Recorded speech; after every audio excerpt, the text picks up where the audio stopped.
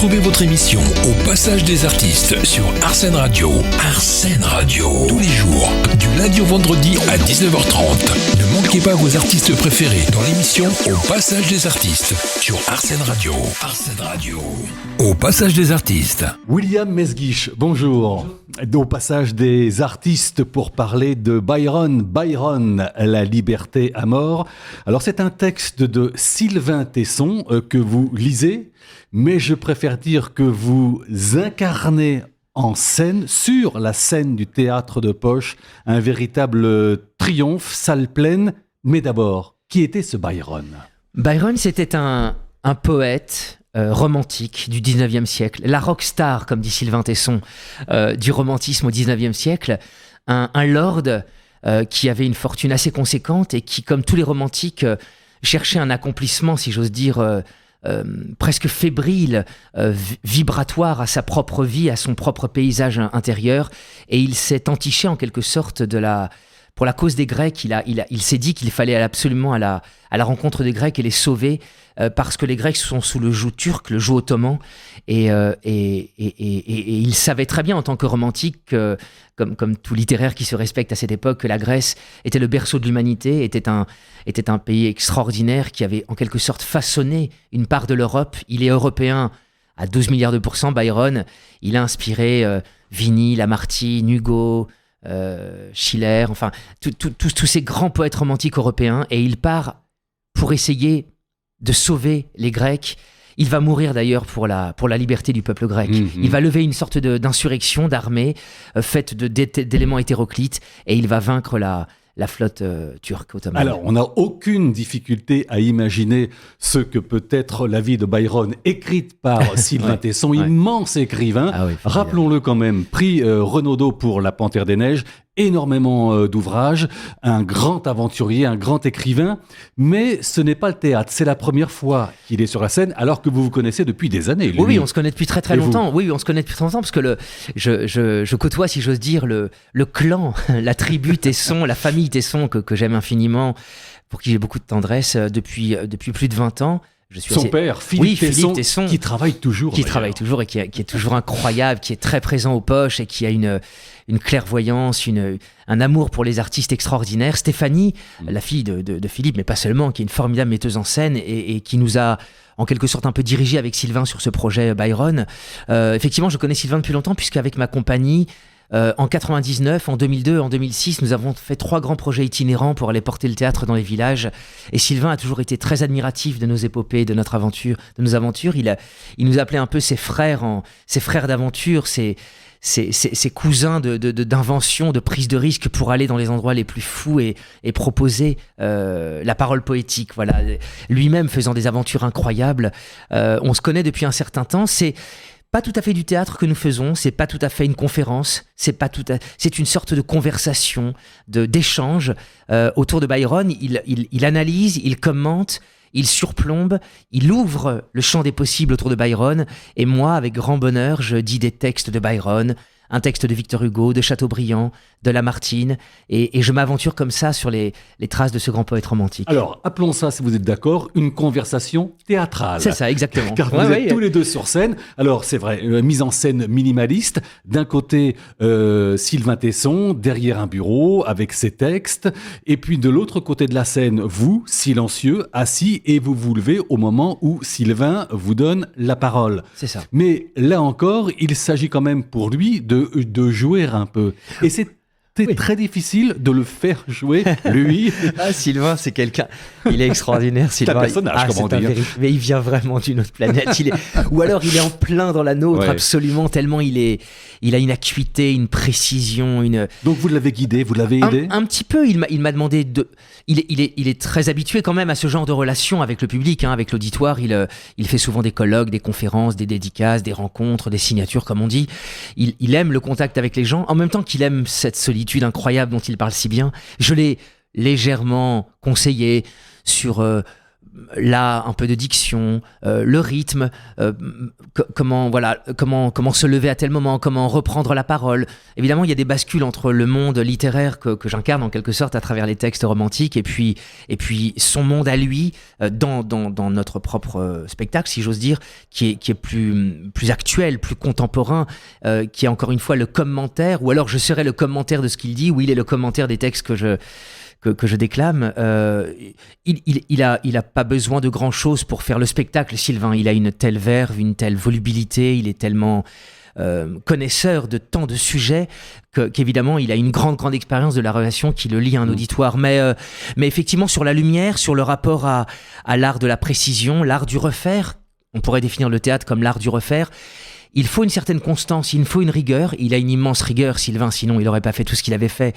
Il est extrêmement précautionneux, il est très conscient des choses, mais il est parfois un peu... Et il est sans doute très intuitif également. Oui. Il est dans une forme d'improvisation, il a un canevas, mais tout à coup il peut déborder, utiliser telle métaphore, telle image qui ne sera pas tout à fait au même endroit, bouger un tout petit peu les lignes. Par contre, il faut quand même une certaine orthodoxie, une discipline pour permettre au spectacle d'avancer et d'aller à son terme. Il ne peut pas faire tout et n'importe quoi.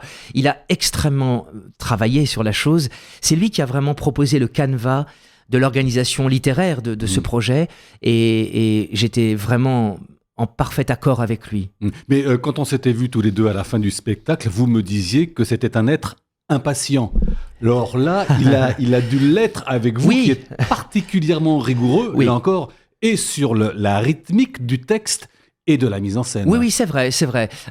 Stéphanie, qui est une femme de théâtre formidable, Stéphanie Tesson, nous a demandé effectivement une certaine précision, non pas de l'orfèvrerie, parce qu'il y a une marge de manœuvre, encore une fois, comme je le disais, Sylvain est une sorte d'électron libre qui circule comme ça dans la pensée romantique et ça se passe merveilleusement bien, donc il ne faut pas le cadenasser, mais effectivement, à 2-3 moments, on réglait des choses de lumière, d'enchaînement, de transition, il fallait donc de la précision et peut-être que par moments il était...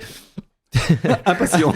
Un petit peu impatient, c'est-à-dire allez, on pourrait faire là un plein feu et puis ça marcherait très bien, on pourrait tout à coup enchaîner, parce qu'il a aussi sa manière de voir les choses. Mais par contre, il est très respectueux du monde théâtral, il est très admiratif de la capacité que je peux avoir, et d'autres comédiens bien sûr, à apprendre des textes par cœur, à être dans là aussi une sorte d'orfèvrerie de la diction, de la déclamation, de la prosodie, du rythme.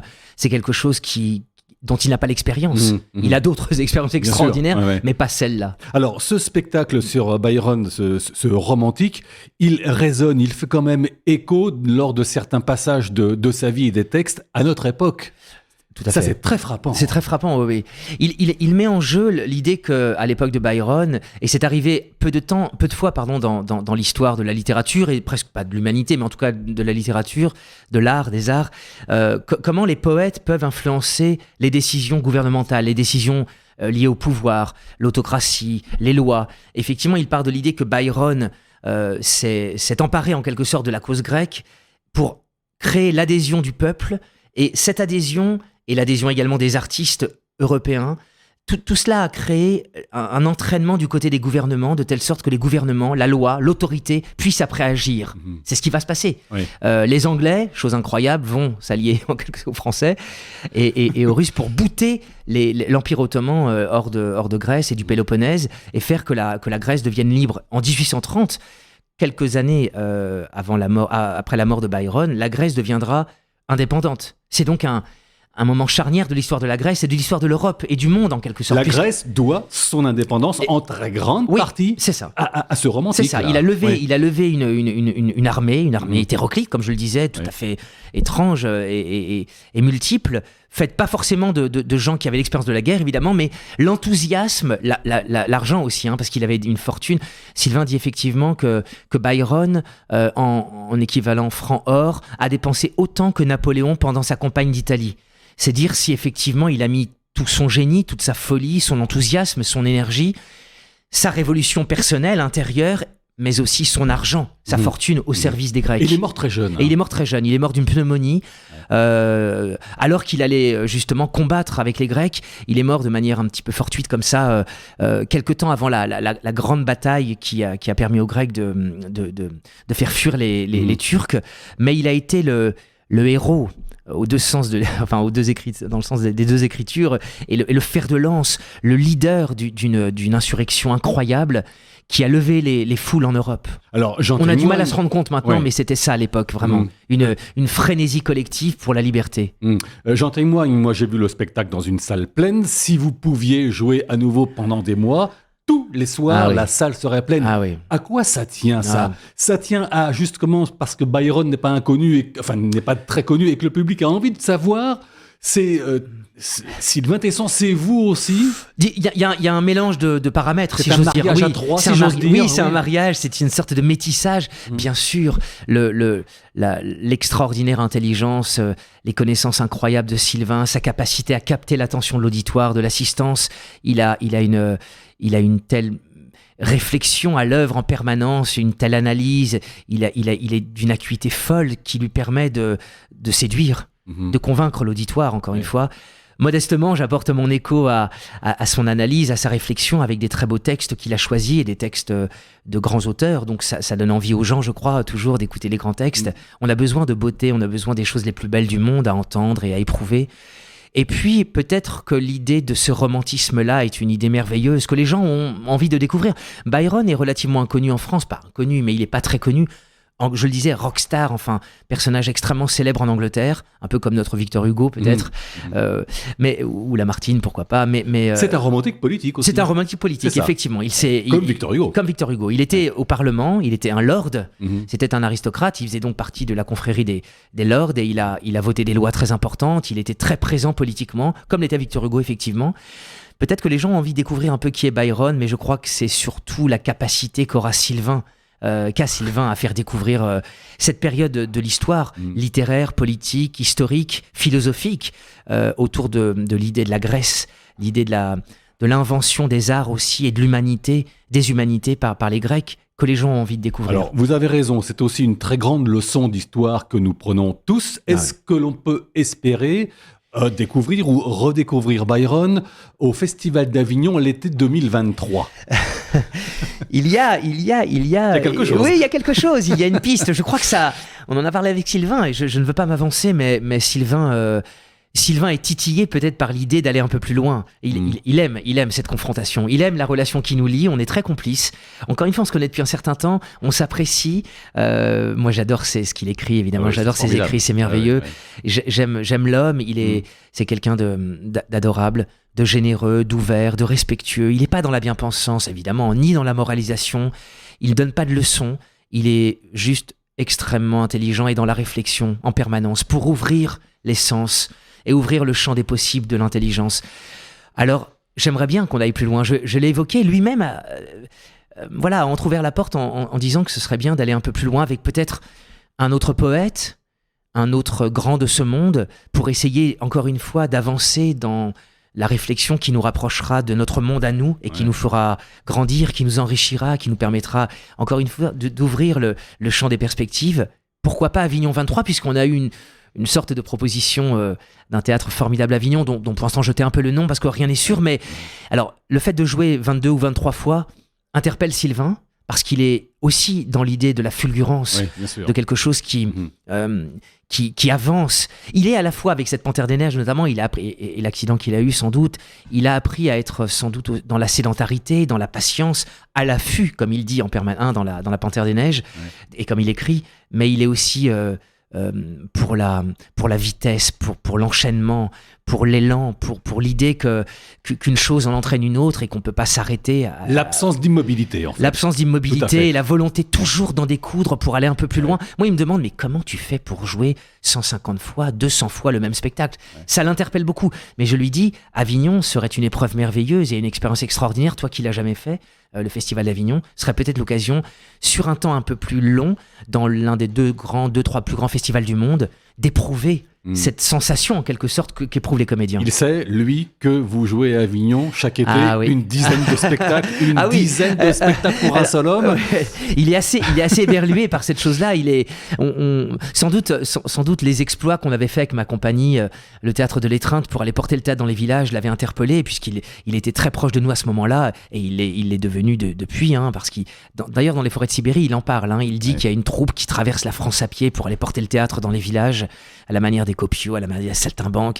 Il est très admiratif, effectivement, de tout ce qui a à voir avec, non pas les exploits, mais l'effort qu'on peut fournir, effectivement, la capacité qu'on aurait à se dépasser, puisqu'il est très intéressé par le sport, il en parle dans Byron, il est très intéressé par l'idée du labeur au sens où on produit un effort, cet effort produit une énergie et elle entraîne forcément le corps et l'âme dans la plus belle des directions. Donc quand il me dit, mais William, tu jouais 5h30 de théâtre par jour, mais c'était christique. Et quand j'ai écrit mes petits retours, mon petit journal intime, il l'a lu avidement, avec beaucoup d'attention, en me disant, mais c'est extraordinaire, on est des frères d'effort, des frères de folie. Ah ben non, mais lui, de toute façon, c'est un fou. Et comme tous les fous, il est génial, parce qu'il déteste l'immobilité. Mais en même temps, lui, il a attendu des jours entiers pour que surgisse la panthère, alors qu'il faisait quand même moins 35 degrés avec son photographe. On en parlait encore hier soir en loge, et il me disait à quel point... à quel point en Sibérie il avait fait parfois plus froid, mais il était en mouvement. Il coupait du bois, il allait pêcher, il partait à l'aventure, il faisait des grandes marches dans la neige par moins 30. Là, il m'a dit que l'immobilité était terrible et que son visage se glacifiait au fur et à mesure des heures passées, alors que Vincent Munier, lui, a l'expérience de cette chose-là et était comme un poisson dans l'eau, son photographe extraordinaire. Mais lui, Sylvain attendait et il était littéralement en observation, ce qui est assez rare de sa part. Superbe spectacle, Byron, la liberté à mort. Dernière question, William Mesguich. Vous avez toujours 1001 projets en tête, mais il y en a un qui est très excitant. On va essayer de le résumer en peu de mots. Les Fables de La Fontaine en musique. C'est ça, je mettrai en scène en juin prochain un spectacle qui s'intitule « Si La Fontaine m'était chanté cabaret fabuliste ». L'idée que La Fontaine, comme c'était le cas à l'époque, au XVIIe, allait dans les tavernes, pas dans les cavernes, dans les tavernes, il allait dans les cabarets pour se mêler au peuple et inventer et éprouver, en quelque sorte... éprouver ses fables, ses textes qu'il inventait, qu'il écrivait la nuit, au milieu des gens, dans son coin parfois. Et là, c'est l'idée que dans un cabaret, à la fin du cabaret, le cabaret va fermer, La Fontaine rentre parce que c'est un habitué de ce lieu et va cheminer et va inventer avec deux chanteuses, deux jeunes femmes qui sont dans le cabaret encore en place, la tenancière et une proche, un pianiste, et ils vont tout à coup réinventer en quelque sorte les fables autour de la musique. Alors, il se pourrait qu'il y ait des grands moments lyriques, puisque Saint-Saëns, Offenbach, Pauline Viardot, Charles Lecoq, entre autres, ont écrit des compositions merveilleuses autour des textes de La Fontaine. C'est vraiment les textes de La Fontaine. Le corbeau et le renard, la cigale et la fourmi, les deux pigeons, les animaux malades de la peste, la laitière et le pot au lait. Enfin, il y a toutes sortes de fables extraordinaires. On en a choisi une vingtaine au milieu des 247 qu'il a écrites dans sa vie. Il se pourrait aussi que ça aille un tout petit peu du côté de la chanson française. En tout cas, pas de la variété vulgaire et idiote, mais de quelque chose qui serait recherché musicalement, mais qui serait peut-être un tout petit peu plus proche de notre époque à nous. Je mets en scène en ce moment un spectacle au Lucernaire. Exactement, j'allais en parler. Opéra piécé. Opéra piécé, ça ressemblerait pourquoi pas dans la forme à ce côté hybride entre de la musique classique, lyrique pourquoi pas, et puis aussi de la chanson française. Exactement. Voilà, deux artistes dans Opéra piécé que vous avez mis en scène au Théâtre Lucernaire. En fait, on passe du classique à la variété. Par exemple, on chante sur Liszt, Mozart ou Bach et on passe vers Aznavour, Ferrat, etc. Et Gainsbourg et Dutronc et Françoise Hardy et Brassens. Et oui, Aurore Bouston et Marion Lépine, les deux chanteuses, et qui ont inventé ce spectacle puisqu'elles l'ont écrit à quatre mains, sont absolument remarquables. Vraiment, elles sont accompagnées d'un accordéoniste, Vincent Caranzi, ou d'une accordéoniste, Marion Busset. Elles sont virtuoses, elles passent en une mesure d'un monde à un autre, d'un registre à un autre.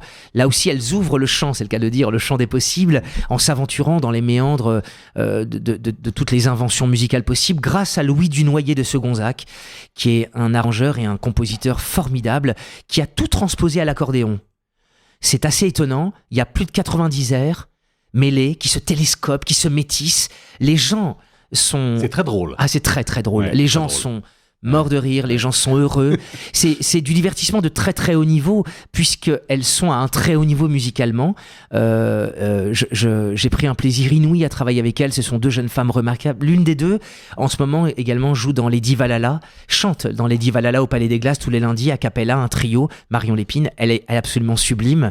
Marion et Aurore ont un talent fou. Elles jouent jusqu'au 30 janvier prochain, et ça vaut au Lucernaire tous les soirs, et ça vaut vraiment le déplacement. Opéra piécé, C'est ça. mise en scène de William Mesguich au Théâtre Lucernaire. Merci infiniment Merci, Thierry. d'être venu Oui. au Passage des Artistes. Oui, merci beaucoup. Merci à vous. Retrouvez votre émission Au Passage des Artistes sur Arsène Radio. Arsène Radio. Tous les jours, du lundi au vendredi à 19h30. Ne manquez pas vos artistes préférés dans l'émission Au Passage des Artistes sur Arsène Radio. Arsène Radio. Au Passage des Artistes.